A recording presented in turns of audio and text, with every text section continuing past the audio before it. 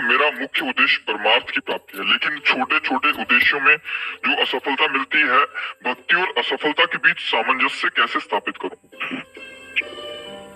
मतलब आपका कथन है कि यदि मैं भक्ति कर रहा हूं तो मुझे सफलता संसारिक मिलनी चाहिए, ऐसा? ऐसा नहीं है। मेन उद्देश्य तो सफलता मतलब प्राप्त सिद्धि है, परमार्थ की प्राप्ति है।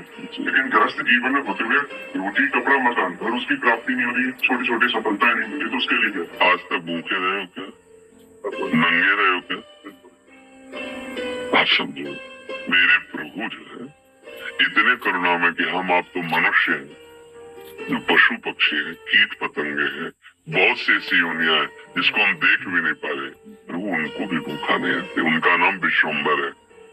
अब हमारी चाहतों की सफलता है, बात समझो। आपने जैसे सहज में कह दिया रोटी कपड़ा और मकान, तीनों से आप खाली नहीं हैं।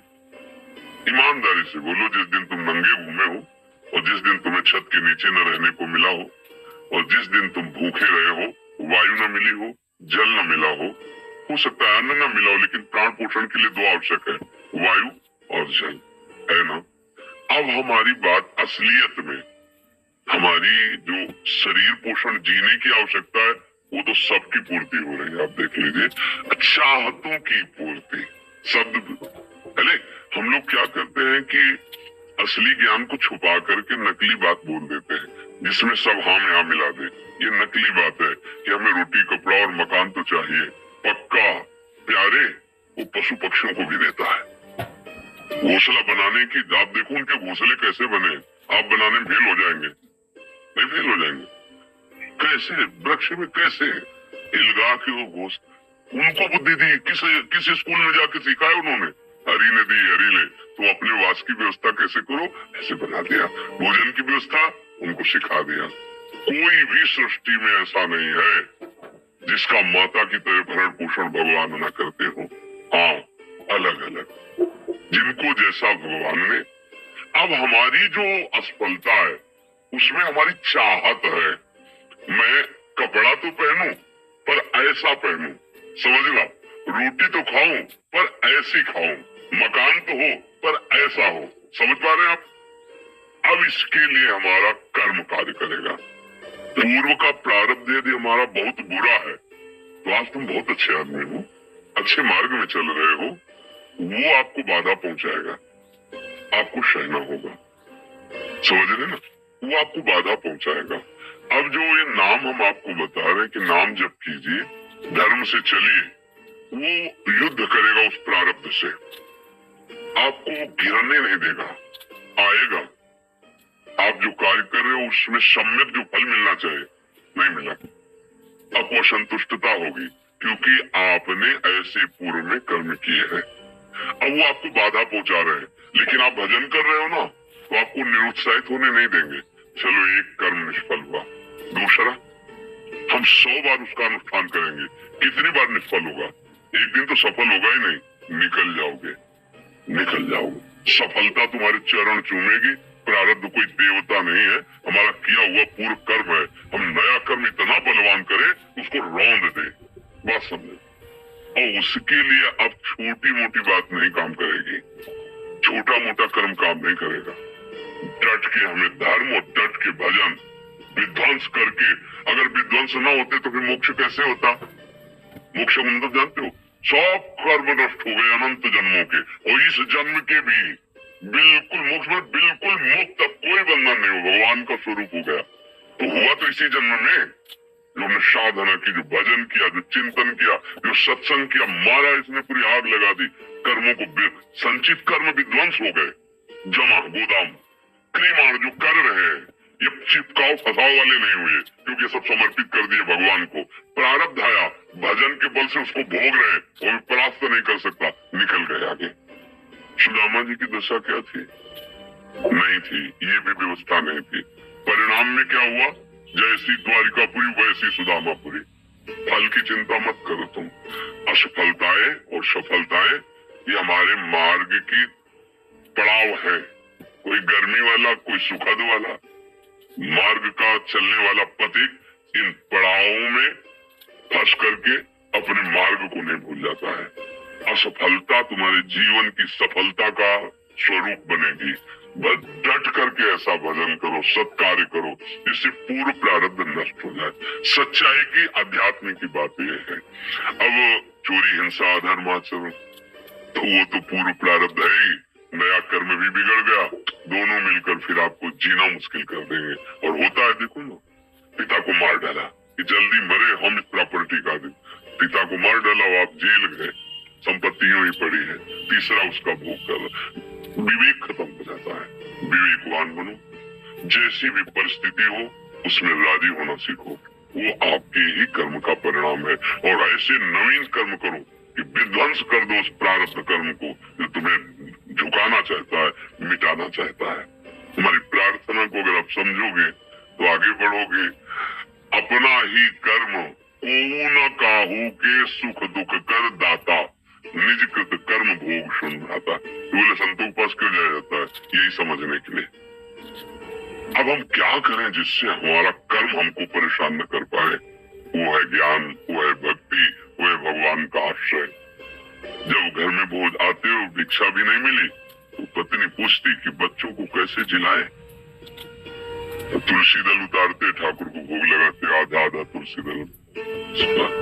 उनका एक मित्र था जो धनी के यहाँ पुरोहित कर्म करता था, डोली में बैठ के निकलता, पालकी में। वो कहता है, सुदामा जी हमारे यहाँ जो सेठ है ना, उनके यहाँ चलो, थोड़ी देर श्लोक बोलना।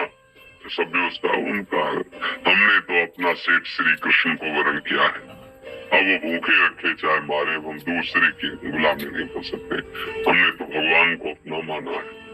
हिले नहीं तो भगवान का हृदय हिल गया। एक दिन प्रसाद पा रहे थे से एकदम ऐसे हुए। रुक्मिणी जी मन की बात, उनका प्रभु ऐसी स्थिति आपकी तभी होती जब कोई आपका भक्त भूखा होता है। तो भगवान के आंसू आ गए। हमारा पुराना मित्र है सुदामा, और कई दिन से उसके घर में भोजन नहीं, बच्चे। बोले प्रभु आप दुखी हो रहे हो, महालक्ष्मी स्वरूपम आप आदेश करो, त्रिभुवन की राज लक्ष्मी उसके घर में। तो उनका बात तो यही कि उसके अंदर कामना नहीं है, और मेरी भक्ति के अंदर यदि कामना नहीं होती तो माया मैं नहीं देता। मेरी भक्ति के अंदर कामना नहीं होती तो मैं माया। वो निष्काम भक्त है सुदामा, उसके अंदर कभी कामना आ ही नहीं सकती कि हे भगवान भोजन तो दे दो, कभी नहीं। तो रुक्मिणी जी ने कहा हम आपको दुख नहीं दे सकते, कि हम कुछ रचती है। तो कहा नहीं, पहले हमें कामना पैदा करना पड़ेगा। भगवान सोच रहे पहले हमें भक्त के हृदय में कामना पैदा करना पड़ेगा। गए एक भिक्षुक के रूप में, जब सुदामा जी भिक्षा को गए थे, भिक्षाम दे, अतिथि धर्म गृहस्थ में बहुत बड़ा धर्म होता है, दरवाजे आए हुए का आदर करना चाहिए। तो कुछ ना हो तो वचन से है।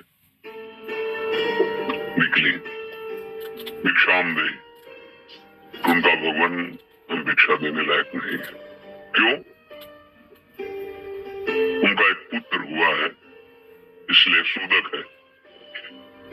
ठीक है, 15 दिन बाद आ जाएंगे। बोले मत आना, क्योंकि हमारे जो पुत्र हुआ है वो दरिद्र नामक पुत्र हुआ है, और इसका सूदक पूरे जीवन में नहीं जाएगा। अर्थात हम दरिद्र हैं, हमारे पास कुछ है ही नहीं जो मैं आपको दे सकूं। भगवान ने कहा सुना है तुम्हारे पति के मित्र द्वारिकाधीश भगवान है, जिनके मित्र श्री कृष्ण द्वारिकाधीश है, उनकी ये दशा। एक बार कहो ना अपने पति से कि अपने मित्र के पास जाएं। भगवान चले, पत्नी आए। जब आए सुदामा जी तो पत्नी ने कहा कि हाँ हमें तो स्मरण नहीं था, आपके मित्र द्वारिकाधीश है ना, आप उनके पास जाओगे तो मैं कभी इस बात के लिए नहीं जाऊंगा कि श्री कृष्ण मुझे सांसारिक वस्तु दे। नहीं नहीं। बोले आप कब कह रही मांगना, आप केवल जाओगे तो आपकी दशा देख करके वो आपको दे देंगे। बोले तुम कहती हो तो हमें दर्शन मिलेंगे मेरे प्यारे की, इसलिए मैं जा सकता हूँ। अब मित्र के पास, गुरु के पास जाए तो कुछ ऐसा शास्त्रीय सिद्धांत है, कुछ भेंट ले जाए, बेटी के यहाँ जाए, गुरुदेव के यहाँ जाए, आराध्य देव के यहाँ जाए, ऐसा, और मित्र के यहाँ जाए। उनका भेंट के लिए, वो खुद खाने के लिए भेंट क्या।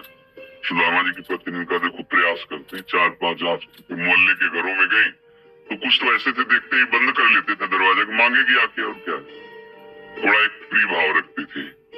हमारे पति द्वारिकाधीश से मिलने जा रहे हैं, कुछ उनकी भेंट के लिए। तो सूप होता है, सूप से जैसे पछोड़ा जाता है, अच्छे चावल पीछे हो जाते हैं, टूटे वाले आगे हो जाते हैं। वो टूटे हुए तंदुल जो वो दिए किया, ले लो। वो तंदुल लिए 3 मुट्ठी। उनके पास अच्छी रुमाल भी नहीं थी, क्योंकि सब पैसे से होता है, गरीब, इतने गरीब। अपनी फटी हुई कपड़े की रोटी, उसमें चावल। पूरा बहुत बड़ा चरित्र। पर जब भगवान के द्वार में पहुंचे, जहां ब्रह्मा और शंकर भी खड़े रहना होता है, वो द्वारिकाधीश का वैभव। द्वार पाए दरिद्र ब्राह्मण, फटी सी, इतनी बीमारी है, ऐसा शरीर है, आंखों में भगवत तेज समाया हुआ है। भगवान उनका भैया, एक बार तुम अपने स्वामी से कह दो जाके कि सुदामा नाम का कोई आपका मित्र आया, बस ऐसा। पार्षदों ने बड़े दयालु है। पार्षद उनका, आप यहीं तब तक खड़े रहिए जब तक हम रहे। और भी पार्षद थे। एक दौड़ते हुए गया, जय जयकार हो प्रभु। वो एक दरिद्र ब्राह्मण वेश में, और वो सुदामा कूद पड़े। भगवान ब्रह्मा शंकर को भी इंतजार करना पड़ता था, लेकिन सुदामा नाम सुनते भाग पड़े भगवान। और ये सब आश्चर्यचकित बात रुक्मिणी जी, पार्षद सब देख रहे हैं कि ऐसे तो कभी भगवान नहीं भागे, कि भाई ब्रह्मा जी आए भगवान भाग पड़े या शंकर जी आए, सब आकर इंतजार करते हैं।